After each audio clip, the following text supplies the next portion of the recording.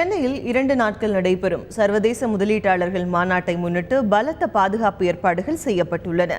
தொழில்துறையில் முதலீடுகளை ஈர்ப்பதற்காக தமிழ்நாடு அரசின் சார்பில் சென்னையில் நாளை தொடங்கி 2 நாட்கள் சர்வதேச முதலீட்டாளர்கள் மாநாடு நடைபெறுகிறது.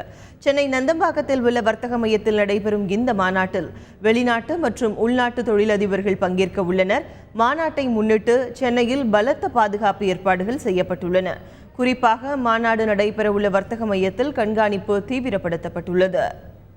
உள்ள செட்டப் ஃபுல்லாக சேஞ்ச் ஆகிருக்கு. நீங்கள் ஸ்டேஜ்லேருந்து பார்த்தா ரொம்ப சூப்பராக இருக்குது. ரொம்ப பெரிய ஸ்டேஜாக பண்ணியிருக்காங்க. ஸோ நாளைக்கு நிறையா நாட்டிலேருந்து பீப்புள் ஆர் கம்மிங்.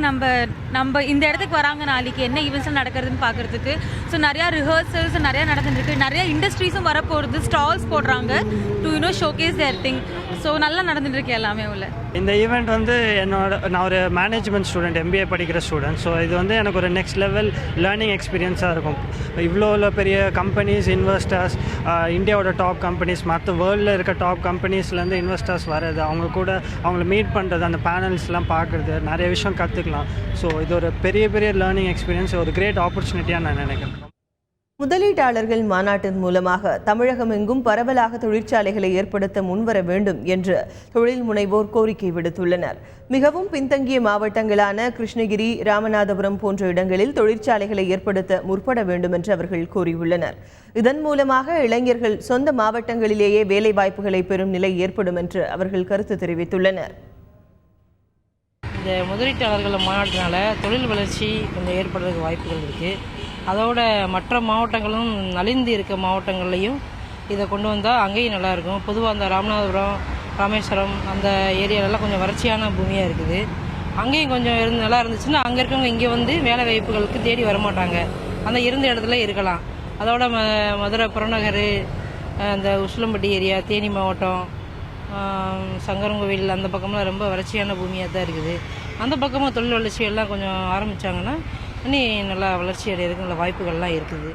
தொழிற்சாலைகள் தமிழ்நாட்டுக்கு பரவலாக வரும்போது வங்கிகளில் நிதி இருப்பு அதிகரிக்கும் என்று சென்ட்ரல் வங்கியின் மேலாளர் தெரிவித்துள்ளார்.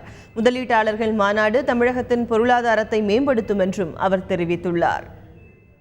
இங்கே நம்மளே நிறையா இன்ஃப்ராஸ்ட்ரக்சர் நிறையா இருக்குது. தமிழ்நாட்டில் கொண்டாந்து வரைக்கும் வந்த எங்கள் பேங்கிங் பொறுத்த வரைக்கும் பார்த்தீங்கன்னா வந்து பெரிய இதுக்கு கம்பெனிஸ்லாம் ready to give loan. Sir சொன்ன மாதிரி பேக்வேர்டு ஏரியாஸ்க்கெலாம் வந்து நிறையா இண்டஸ்ட்ரி போணுச்சுன்னா நம்மளுடைய படித்த மக்கள் வந்து அமெரிக்கா, லண்டன் போய் வேலை பார்க்க அவசியம் கிடையாது. அவங்களுக்கு they can be accommodate here, they can be given entrepreneurship, they can service our Tamil Nadu. It's a very good move. முதலீட்டாளர்கள் மாநாட்டின் மூலமாக தமிழகத்தில் தொழில் பெருகும்போது வேலைவாய்ப்புகள் அதிகரிக்கும் என்று தனியார் நிறுவனங்கள் நம்பிக்கை தெரிவித்துள்ளன.